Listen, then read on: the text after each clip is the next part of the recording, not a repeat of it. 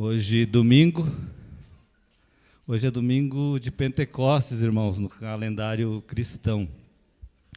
E quem sabe por isso foi o Misa que especificou, que nos deu esse tema dessa minissérie de pregações que nós temos abraçado, que é a respeito do Espírito Santo.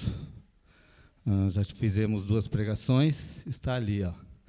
O tema da série é Espírito Santo, o Deus que habita entre nós. E o tema da minha mensagem hoje vai ser: o Espírito Santo nos uniu a Cristo. Você pode achar 1 Coríntios, capítulo 2, vamos ler do verso 1 ao 12. Nós já tivemos 2 pregações.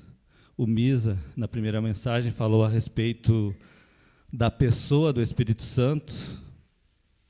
Na segunda mensagem, domingo passado, o pastor Adrian falou sobre o Espírito que regenera.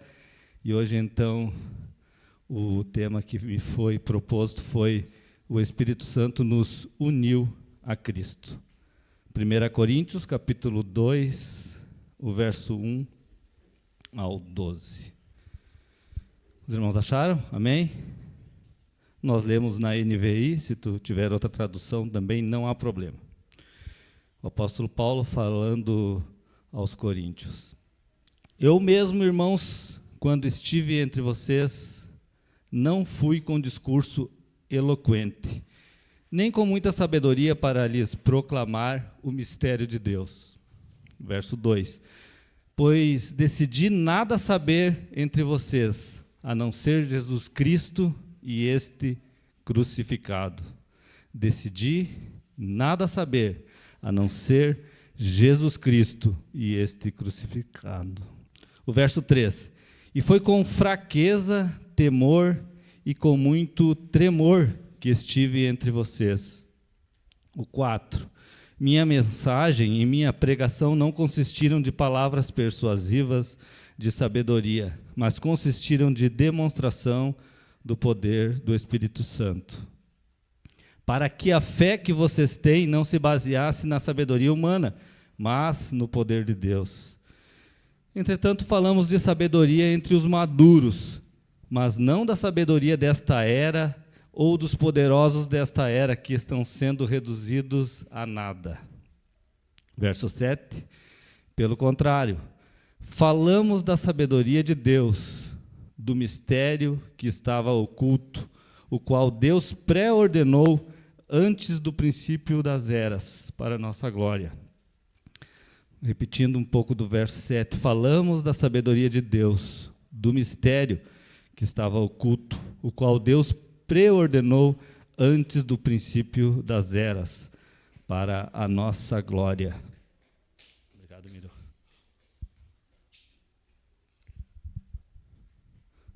O 8: nenhum dos poderes desta era o entendeu, nenhum dos poderosos desta era o entendeu, pois se o tivesse entendido, não teriam crucificado o Senhor da glória. Todavia está escrito: olho nenhum viu, ouvido nenhum ouviu, mente nenhuma imaginou o que Deus preparou para aqueles que o amam. O 10: mas Deus o revelou a nós por meio do Espírito. O Espírito sonda todas as coisas, até mesmo as mais profundas de Deus. Pois quem dentre os homens conhece as coisas do homem, a não ser o Espírito do homem que nele está? Da mesma forma, ninguém conhece as coisas de Deus, a não ser o Espírito de Deus.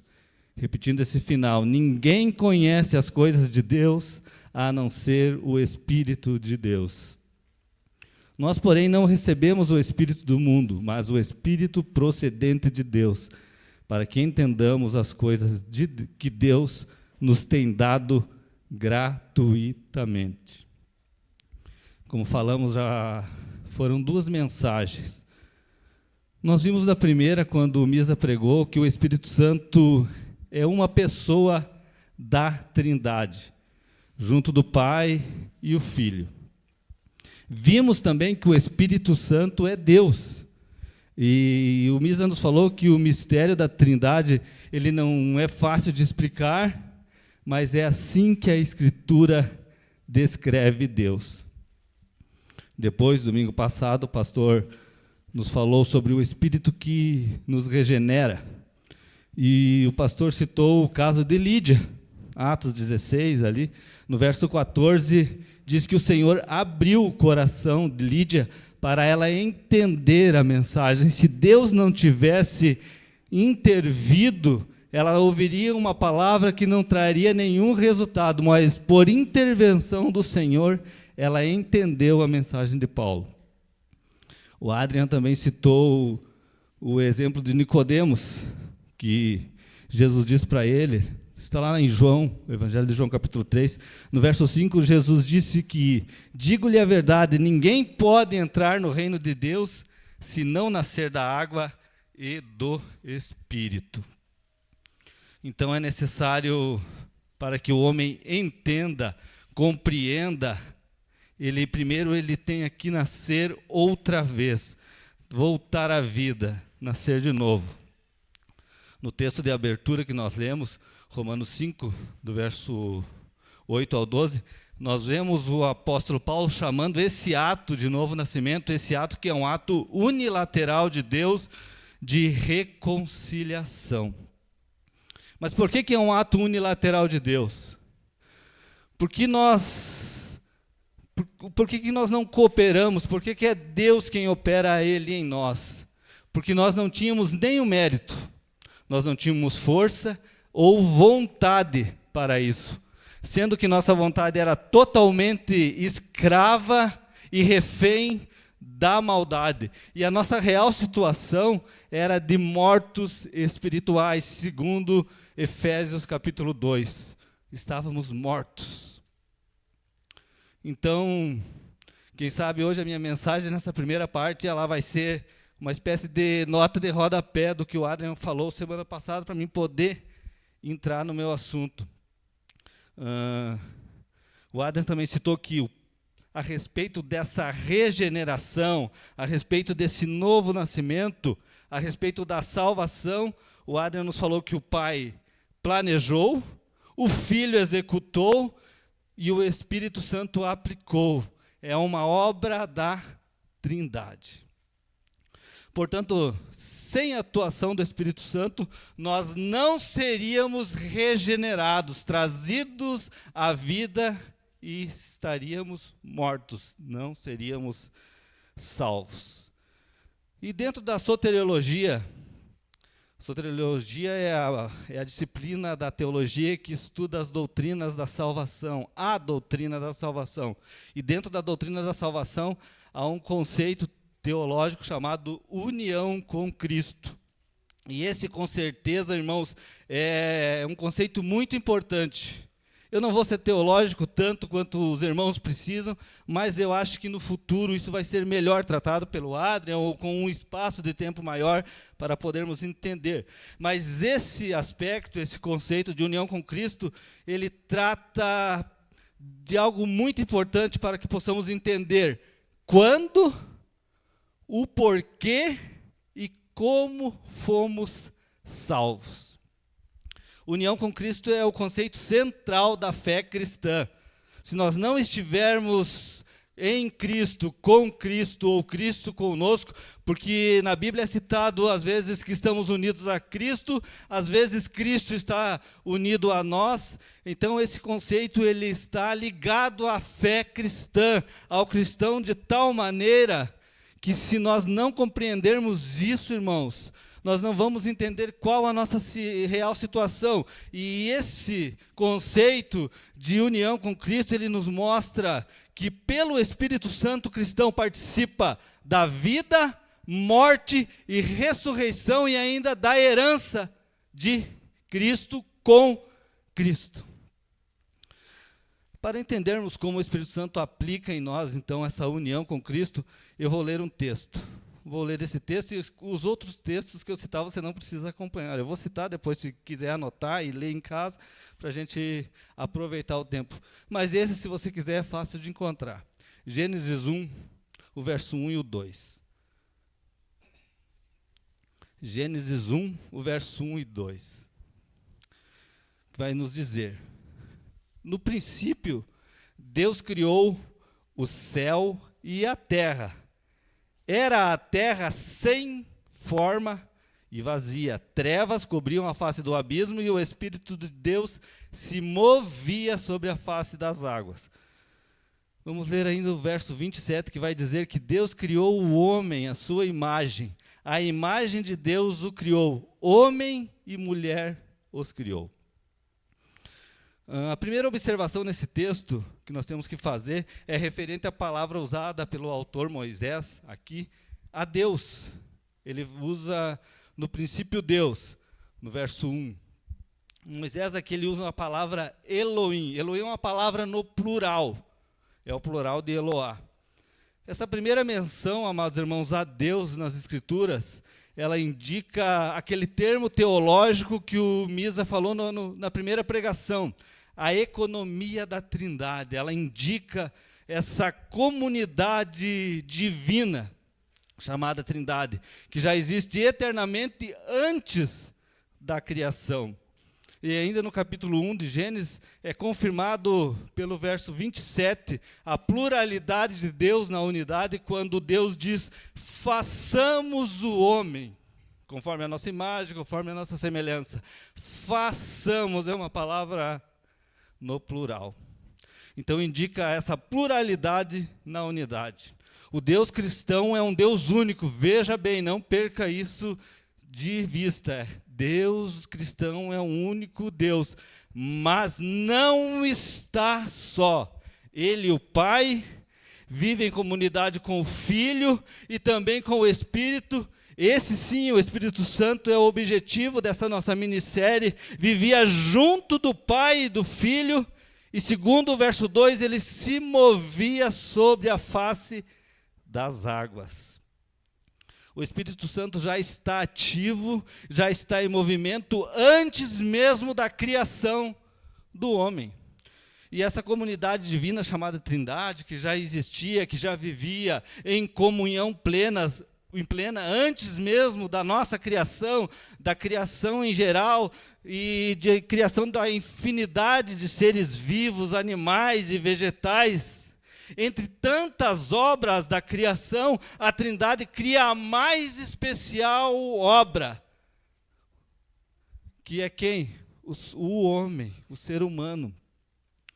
Com uma capacidade, o ser humano tinha uma capacidade de se relacionar, não só com os animais, sim, ele se relacionava com os animais, aos quais ele era o protetor, o administrador. E ele tinha o dever de subjugar e cuidar aquela criação. Mas, porém, aqui quando Deus diz façamos o homem, essa palavra homem aqui também ela difere das palavras quando se refere ao homem a partir do capítulo 2 e 13 em diante. A palavra Adão aqui significa a raça humana. Adão aqui, no versículo 27 do capítulo 1, ele é toda a espécie humana em Adão e Eva. Adão é a humanidade. Adão é a humanidade representada pelo primeiro casal que vivia diariamente em comunhão com o Criador. Todos os dias ele entrava em contato com o Pai, com Deus, e com ele conversava, se relacionava como um filho conversa com o pai com o filho, e assim eles viviam até a queda. A partir do capítulo 3, nós não vamos ler nada. O homem cai, a raça humana cai, o homem peca, a humanidade é amaldiçoada, a terra é amaldiçoada. O homem que vivia junto em intimidade com Deus é expulso do jardim, afastando-se da presença de Deus e tornando-se um inimigo de Deus. E tornando assim toda a humanidade inimiga de Deus. Por causa do pecado de um homem, de Adão, a partir daquele primeiro casal, toda a humanidade, toda a sua descendência nasce contaminada com uma espécie de doença mortal chamada pecado. E essa doença, o pecado, ela é transmitida de geração em geração, de pai para filho, de Adão para Caim e Abel. E o filho do primeiro casal, nós já sabemos a história. O primeiro filho, Caim, acaba matando o seu irmão, o segundo filho do primeiro casal. E o pecado foi se proliferando, e foi passando de geração em geração. É o que o apóstolo Paulo mostra em Romanos capítulo 5, 12. Portanto, da mesma forma que o pecado entrou no mundo por um homem, e pelo pecado a morte, assim também a morte veio a todos os homens, porque todos pecaram. E como se resolve isso? Como se resolve tornar um inimigo de Deus em amigo de Deus? É o que a palavra de Deus nos fala em Romanos capítulo 5, texto que nós lemos na abertura do culto. Porque Deus demonstra o seu amor por nós, lá no verso 8, Cristo morreu em nosso favor quando ainda éramos pecadores. O 9, como agora fomos justificados por seu sangue, muito mais ainda seremos salvos da ira de Deus por meio de Jesus, por meio dele. Se quando éramos inimigos de Deus, fomos reconciliados com ele mediante a morte do seu filho, quanto mais agora, tendo sido reconciliados, seremos salvos por sua vida. Então, qual o papel do Espírito Santo na reconciliação desses inimigos espirituais? Qual o papel do Espírito Santo na nossa união com Cristo? Qual o papel do Espírito Santo na nossa salvação? Fomos reconciliados por Deus. A inimizade, ela se desfez pela cruz de Cristo. E não só por ela, pela própria vida de Cristo, pela sua morte e pela sua ressurreição, somos salvos e agora somos amigos de Deus. Mas na prática, como o Espírito Santo atuou, ou como ele atua, porque o Espírito Santo está em movimento antes da criação, mas ele continua ainda aplicando a vontade do Pai, atuando, se movendo neste mundo caído. Quem aplica a obra em nossas vidas é o Espírito Santo. É Ele que aplica de uma forma perfeita, irresistível, essa obra. Você pode resistir a uma pregação, você pode resistir à palavra de um homem, você pode resistir até 100 pregações, mas você não pode resistir à ação do Espírito Santo em sua vida. A hora que o Espírito Santo agir na sua vida, você cai de joelhos. O apóstolo Paulo ensina-nos, Tito capítulo 3, verso 5, não por causa de atos de justiça por nós praticados, mas devido à sua misericórdia, ele nos lavou pelo lavar regenerador e renovador do Espírito Santo.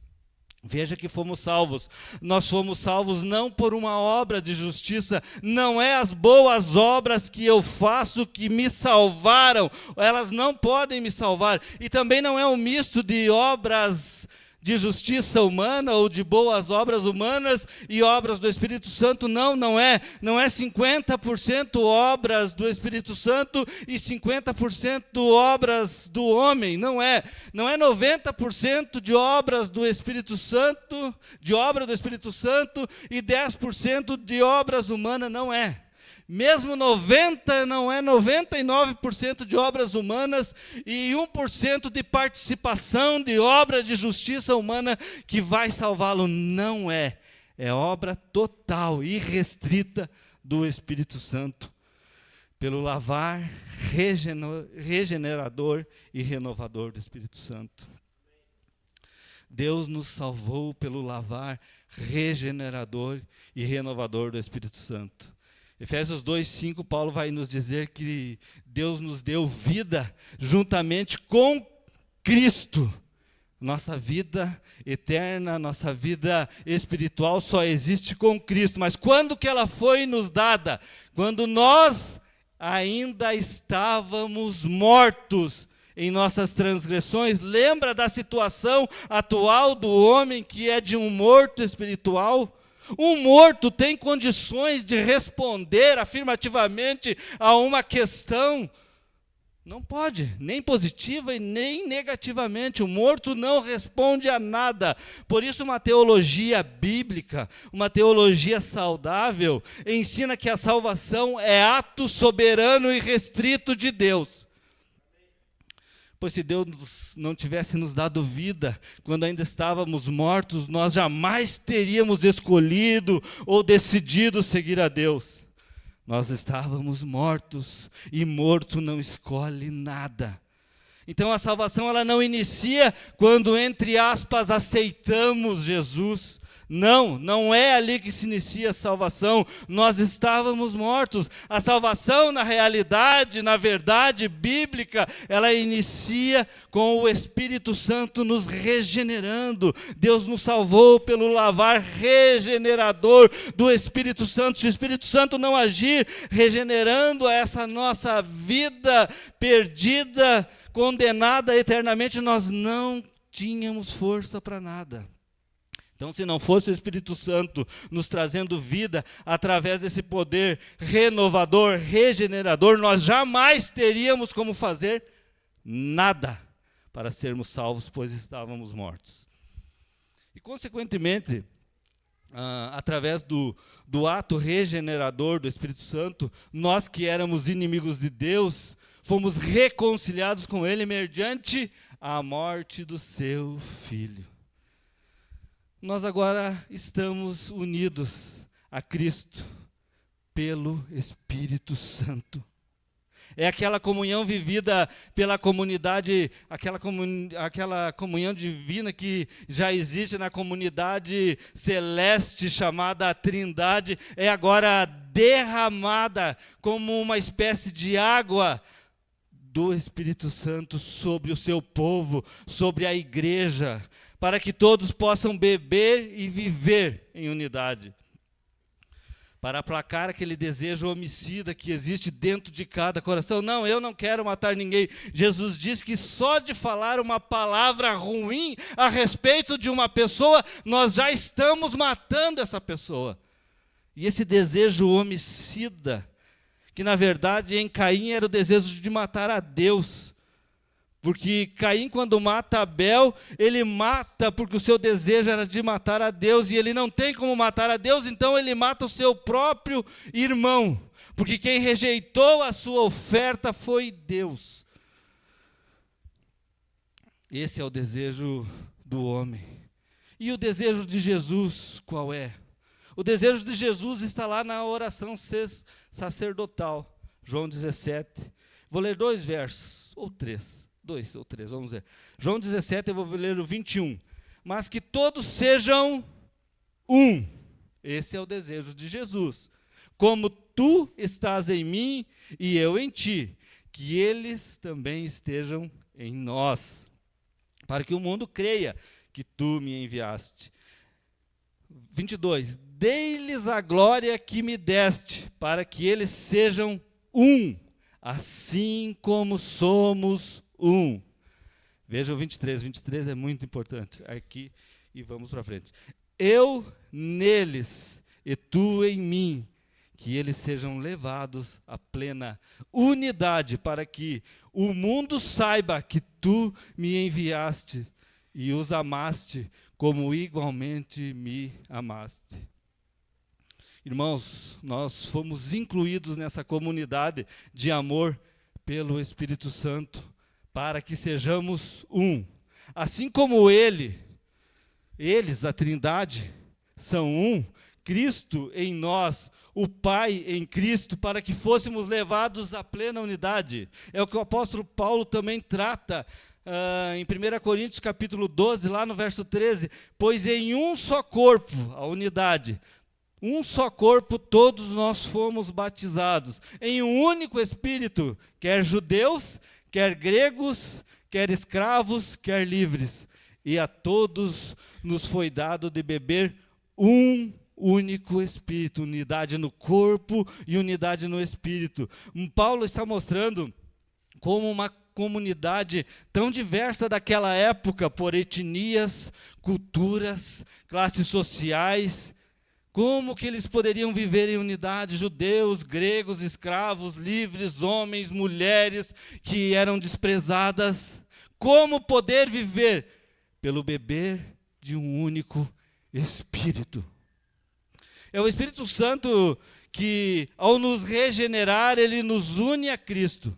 Então, nos unindo a Cristo, nós podemos viver unidos tanto à comunidade divina, quanto à comunidade humana, terrena, à igreja, o povo de Deus. É pelo Espírito Santo que nós nos amamos, que nós nos suportamos, que nós levamos as cargas uns dos outros. Uns mais pesados, outros mais leves, mas nós nos ajudamos. É isso, se não fosse o Espírito Santo, nós não viveríamos tanta gente diferente junto. É o Espírito Santo que nos faz conviver em comunhão. Faz o patrão conviver com o empregado, o pobre viver com o rico. Até o gremista consegue conviver com o colorado. Isso, irmãos, é graças ao mover regenerador do Espírito Santo. Por quê? Porque todos esses gremistas, colorados, pobres, ricos, homens e mulheres, livres, escravos, patrão, empregado, todos bebem de uma mesma água espiritual. Todos eles foram regenerados por um único Espírito. E Romanos capítulo 8, verso 9, novamente é Paulo. Paulo tratou muito da união do seu povo, da nossa união com Cristo. Romanos 8, verso 9. Entretanto, vocês não estão sob o domínio da carne, mas do Espírito. Se de fato o Espírito de Deus habita em vocês, e se alguém não tem o Espírito de Cristo, não pertence a Cristo. Não tem como você dizer que pertence a Cristo se você não tem o Espírito de Deus, não crê no Espírito de Deus, não crê na Trindade, não crê nesse ato renovador que o Espírito Santo, somente Ele poderia fazer na sua vida. Vários textos da Bíblia vão falar que o Espírito Santo habita no meio do seu povo, que o Espírito Santo habita entre o seu povo, que o Espírito de Deus habita no meio da igreja. O Espírito Santo é o Deus que habita no meio da igreja. É Ele. Porque o Espírito Santo habita no meio do seu povo. Eu escolhi esse texto porque ele também nos traz um alerta. Além de reforçar o ato de nossa união com Cristo pelo Espírito Santo, ele nos traz um alerta. Existe aqui uma possibilidade dele não habitar. Se de fato o Espírito de Deus habita em vocês, aí sim. Mas então existe uma possibilidade de ele não habitar. Existe a possibilidade de sermos membros de uma instituição e não fazermos parte do corpo de Cristo. Não estarmos unidos nem a Cristo, nem à Trindade, a comunidade divina e nem à igreja, a comunidade terrena de Deus. Existe essa possibilidade.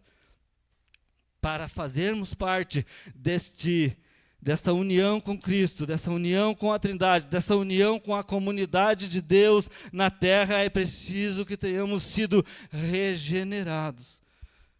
Quantas vezes nós indagamos, por que Deus escolheu fulano, mas não escolhe o aborígene lá da Austrália? Por que isso? A pergunta correta deveria ser, nesse momento, é nós nos perguntarmos, será que eu de fato ainda estou, ou fui, na verdade, unido a Cristo, fui reconciliado com Deus? Será que o Espírito Santo realmente, de fato, habita em mim, a ponto de eu conseguir viver em comunhão com o meu irmão? Estou sob o domínio do Espírito ou ainda vivo sob o domínio da carne?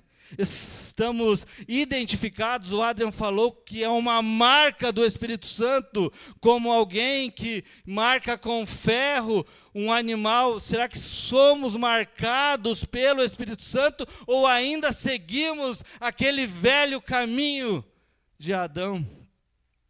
Eu não vou ir muito longe nessa reflexão, porque provavelmente eu acabe entrando na próxima exposição, no próximo tema, na próxima mensagem. Mas fica o alerta aqui: se alguém não tem o Espírito de Cristo, esse não pertence a Cristo. Sem o agir do Espírito Santo, nós não conseguiremos nos unir a Cristo. Para encerrar agora,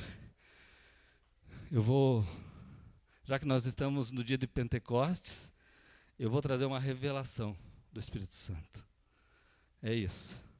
Mas não vou revelar CPF, pode ficar descansado. Não vai ser isso. Fica descansado. Vamos voltar em 1 Coríntios, o texto da nossa mensagem. As horas já estão passando e eu não quero me estender. Vamos no verso 7. Apóstolo Paulo falando de novo. 1 Coríntios, capítulo 2, o verso 7. E o apóstolo aqui ele fala de uma sabedoria de Deus. Veja bem, do mistério que estava oculto, o qual Deus pré-ordenou antes do princípio das eras, ou na Nova Almeida atualizada, desde a eternidade.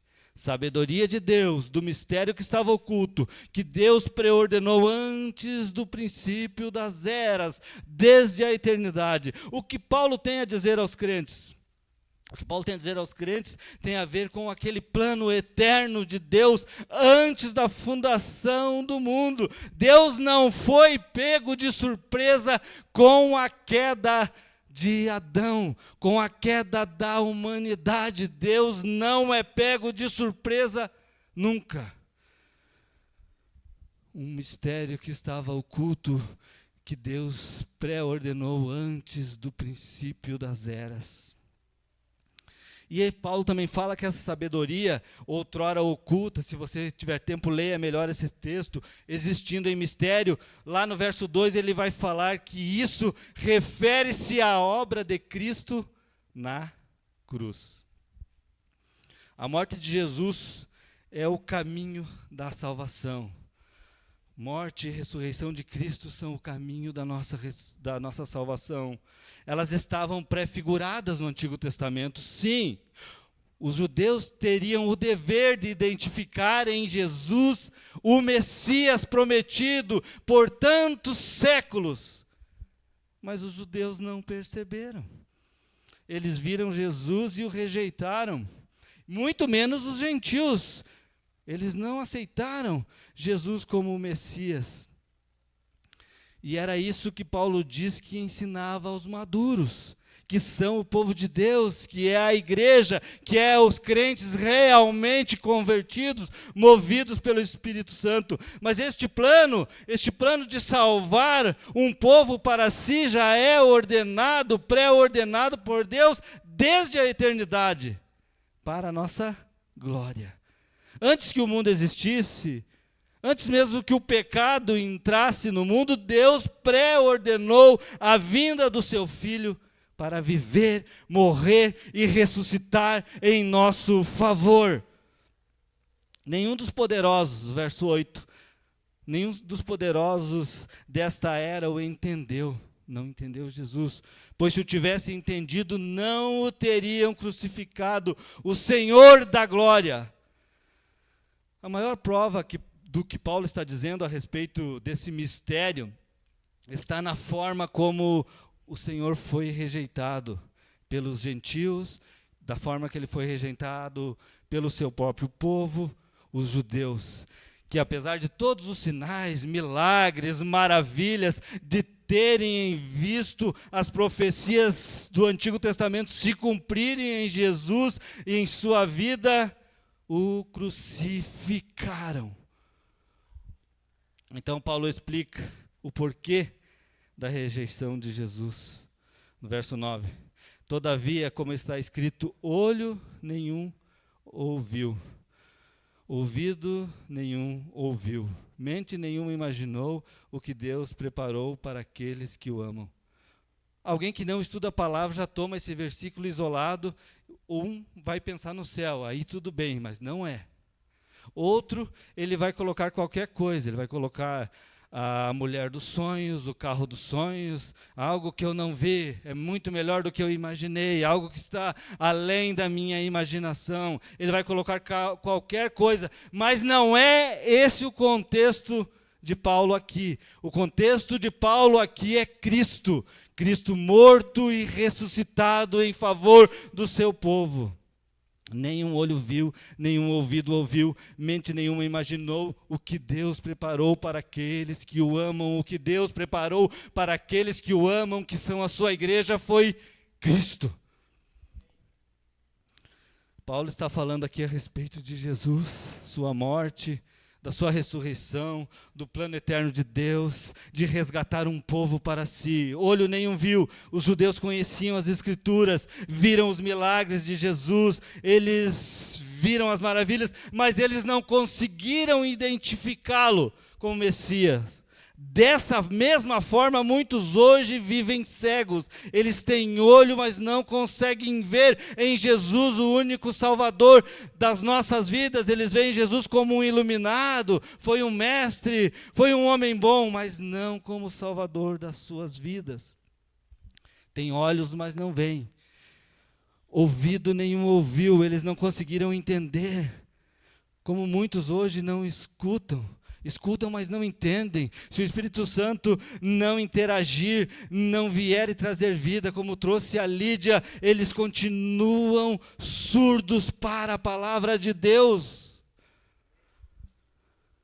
Mente nenhuma imaginou, ou ainda na Nova Almeida atualizada, nem jamais penetrou em coração humano o que Deus preparou para aqueles que o amam. Não ouvem, eles não veem, eles têm uma mente cauterizada, eles têm um coração endurecido. Essa é a realidade de toda a humanidade sem Deus. Mas veja bem, mas Deus revelou, no verso 10, a nós, por meio de quem? Por meio do Espírito Santo. O Espírito Santo sonda todas as coisas, até mesmo as coisas mais profundas de Deus. O apóstolo vai falar que que o Espírito do homem conhece o homem porque é o Espírito do homem. E o Espírito Santo conhece o coração, a vontade, o plano, o propósito de Deus, porque Ele é o Espírito de Deus. Então, para aqueles que dizem que os reformados, os tradicionais, eles não creem, a revelação está aqui. É o contrário, é a prova contrária, a gente crê. Aquilo que os sábios e poderosos, eles ouvem e não entendem, você ouviu e creu. Isso, amados irmãos, é uma revelação. Deus nos revelou por meio do Espírito Santo o que Deus nos revelou por meio do Espírito Santo. O que foi? Foi Jesus Cristo. Se Ele não nos tivesse abrido os olhos, nos trazido vida, abridos os nossos ouvidos espirituais, nós ainda estaríamos mortos. Por isso nós cremos em revelação. Nós cremos que todos os dias Deus está trazendo revelação. Deus todos os dias está revelando. Todos os dias pessoas estão sendo salvas. Revelar aqui no original quer dizer tirar o véu.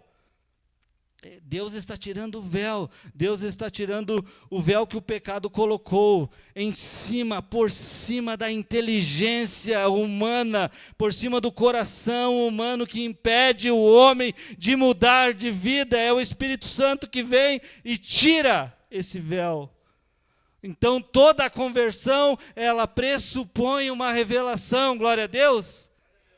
Nós cremos em revelação, porque o Espírito Santo está revelando aos homens pecadores Jesus Cristo morto, crucificado. de forma que agora as pessoas que não viam, podem ver, podem contemplar, aqueles que não entendiam, eles conseguem entender como Lídia entendeu.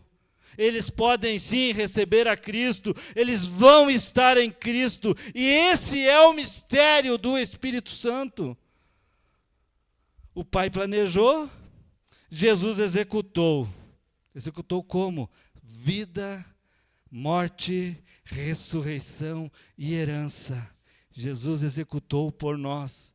Mas quem aplicou isso em nós? Quem revelou isso aos nossos corações? O Espírito de Deus. É o Espírito Santo quem revela, quem tira o véu do rosto do pecador, para que ele perceba o Cristo crucificado e seja salvo. Não o rejeite como rejeitam a maioria, não rejeitam como rejeitaram os judeus, não rejeite como rejeitaram os sábios da época do apóstolo Paulo. Glória a Deus. Primeiro porque eu vou terminar no horário hoje. E em glória a Deus pelo Espírito Santo, pelo qual tivemos os nossos olhos abertos. Se nós parássemos para pensar que se nós não tivéssemos recebido do Espírito Santo vida, nós ainda estaríamos no caminho da morte eterna. Glória a Deus pelo Espírito Santo, que na Trindade já vive em comunidade com o Pai e com o Filho desde a eternidade. E ele ainda se move como se movia antes da criação. E ele se move como se movia desde a fundação do mundo, movendo corações duros. Hoje ele se move em nossa direção, trazendo vida através da regeneração, tirando o véu que nos impedia de ver, de ouvir, de entender os planos de Deus, trocando esse coração de pedra que nós carregávamos por anos e colocando um coração de carne, um coração sensível que consegue entender os desígnios de Deus, uma mente renovada para entendermos quando Deus está falando. Glória a Deus pelo Espírito Santo, trocando o nosso coração mau e dominado por aquele vírus mortal do pecado, por esse novo coração sensível aos desígnios de Deus. Dessa forma o Espírito Santo nos uniu a Cristo. Glória a Deus. E unidos a Cristo, estamos unidos a essa comunidade divina. Já não há mais barreira entre você e o Pai pelo Espírito Santo. Já não há mais barreira entre você entender a obra na cruz que Jesus fez em teu favor pelo Espírito Santo. Estamos unidos a Cristo pelo Espírito Santo. E nós, estando unidos a Cristo pelo Espírito Santo, estamos unidos entre irmãos em comunidade pelo Espírito Santo. Estamos vivendo em igreja pelo Espírito Santo, e o Espírito Santo hoje habita em nós. O Espírito Santo é o Deus que habita entre o seu povo. Glória a Deus. Vamos orar. Pai, eu quero te agradecer, Senhor, pela tua palavra pregada, ó Pai. Eu creio que ela tem poder. Ainda mais, Senhor, sabendo que o teu Espírito que move os corações. Eu nada sou, Senhor, mas o teu Espírito é o Deus que habita entre nós.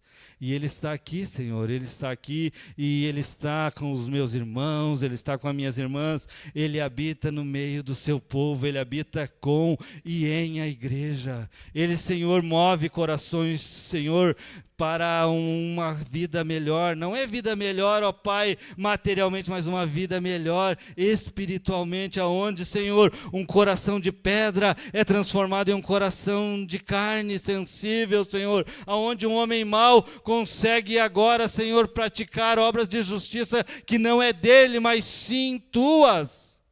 Glória a Deus pelo teu Espírito Santo que nos anima, Senhor, a continuar, porque tem dias difíceis, Senhor, dias ruins e dias péssimos, mas mesmo nesses dias, Senhor, o teu Espírito nos anima, Ele se move em nossas vidas para continuar. continuarmos, para darmos um passo a mais. Às vezes, Senhor, queríamos andar tão rápido, mas parece que não conseguimos, mas graças ao Teu Espírito não paramos, nós perseveramos, nós ainda estamos aqui, porque somos movidos, Senhor, pelo Deus que habita em nós. Obrigado, Deus, por tudo que Tu fez através de Jesus na cruz, pela própria vida de Jesus na terra, pela Sua morte na cruz, Sua ressurreição. Isso nos traz, ó Pai, um descanso, nos traz uma alegria, ó Pai, que os sábios lá no mundo eles não têm, Senhor, essa convicção, essa alegria, essa, Senhor, satisfação de viver, sabendo que não morreremos mais. A morte humana pode, Senhor, nos alcançar, mas a morte eterna jamais nos alcançará, porque Teu poder em Cristo Jesus é para toda a eternidade. Obrigado, Pai, por Jesus. Obrigado, Pai, pela Tua igreja. Amém. Amém. Adriano.